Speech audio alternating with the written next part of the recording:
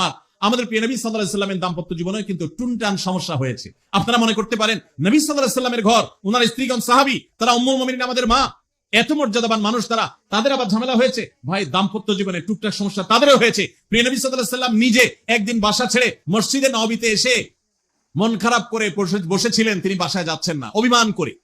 ওমর রাদিয়াল্লাহু তাআলা আনহু বিষয়টা বুঝতে পেরে তার মেয়ে যেহেতু নবী সাল্লাল্লাহু আলাইহি সাল্লামের স্ত্রী, তিনি সেখানে গিয়ে ভেতরে প্রবেশ করে তার সাথে কথা বলে তথ্য উদ্ঘাটন করে সেটা মিটমাট করার ব্যবস্থা করেছেন। স্বয়ং নবী করিম সাল্লাল্লাহু আলাইহি সাল্লামের জামাতা, ইসলামের চতুর্থ খলিফা আলী রাদিয়াল্লাহু তাআলা আনহু, তার মতে এত মর্যাদাবান মানুষ, তার ঘরে স্ত্রী হিসাবে আছেন কে? মুহাম্মদ সাল্লাল্লাহু আলাইহি সাল্লামের মেয়ে, জান্নাতে নারীদের সর্দার ফাতিমা রাদিয়াল্লাহু তাআলা আনহা। এত বড় মানুষ তারা, স্বামী স্ত্রী দুইজন, দুই দিককার নেতৃত্বে, একজন যুবকদের নেতৃত্ব দিবে, আরেকজন জান্নাতি যুবতীদের, নারীদের নেতৃত্ব দিবে। এত বড় মর্যাদাবান মানুষ, তাদেরও দাম্পত্য জীবনে কিন্তু টুনটান হয়েছে। একবার আলী রাদিয়াল্লাহু তাআলা আনহু এসে মসজিদে টানটান হয়ে শুয়েছিলেন মাটিতে, মনটা খারাপ, ঘরে একটু হালকা ঝামেলা হয়েছে, তো এই জন্য মসজিদে নববীতে এসে মাটিতে শুয়ে আছে। নবী করিম সাল্লাল্লাহু আলাইহি ওয়াসাল্লাম দেখে বুঝতে পেরেছেন, টের পেয়ে গেছেন যে কিছু একটা হয়েছে বাসায়। তখন তিনি জামাইকে ডেকে বললেন, কুমিয়া আবা তুরাব, এ মাটির বাপ, মাটিতে শুয়ে আছেন, এজন্য রসিকতা করে বললেন, এই মাটির বাপ উঠো, দাঁড়াও দেখি কি হয়েছে বলো। ভাইরা আমার, দাম্পত্য জীবনে টুকটাক সমস্যা হবেই হবে। যারা বিয়ে করেন নাই আগে থেকে প্রস্তুত থাকেন,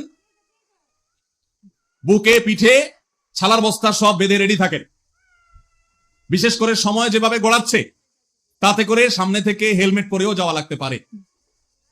শুধু যাওয়া না, বাসায় ঢোকার সময় বাইক থেকে নামার পর হেলমেটটা আগে খুলবেন না, আগে যা বুঝবেন পরিস্থিতি কি, তারপর হেলমেট খুলবেন। বুঝেন নাই? দাম্পত্য জীবনে টুকটাক সমস্যা হবেই, এটা প্রত্যাশিত।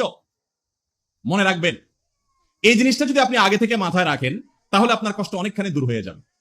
আমরা অনেকে আকাশ থেকে নেমে পড়ি, কি বলে, এত বড় সাহস, এই কথা বলতে পারে কেন? ভাই আশ্চর্য হচ্ছেন কেন? এর চেয়ে বেশি কথা বলতে পারে, মাথা বাড়ি মারছে, আরে ভাই ছুরি মারে নাই যে শুকর আদায় করে। বুঝেন নাই কথা? একই কথা বোনদের জন্য প্রযোজ্য। আমার মা বোন যারা শুনছে তাদেরকে বলছি, আপনার স্বামীর একটা কথা শুনে আপনি আকাশ থেকে নেমে পড়ছে, আকাশ ভেঙে পড়ছে মাথার উপরে, কি এটা বললো সে, আপনি ডিপ্রেসড হয়ে যাচ্ছেন। আরে বোন, ডিপ্রেসড হচ্ছেন কেন? এটা কেন? আরো শক্ত কথা আপনাকে বলতে পারে, এটা আপনি মাথায় রাখেন। কারণ দিন শেষে তিনি মানুষ, তার ভুল হতে পারে, একটা সময় তিনি তার ভুল বুঝতে পারেন। দাম্পত্য জীবনে যদি স্বামী স্ত্রী উভয়ে যদি ধৈর্যশীল না হয়, সবরকারী না হয়, হুটহাট রিয়াকশন করে ফেলে, কখনো দাম্পত্য জীবনে সুখী হওয়া সম্ভব নয়। মনে রাখতে হবে, একসাথে থাকতে গেলে, দুইটা পাতিল একসাথে থাকতে গেলে টুনটান লাগে না? বাধে হয় না?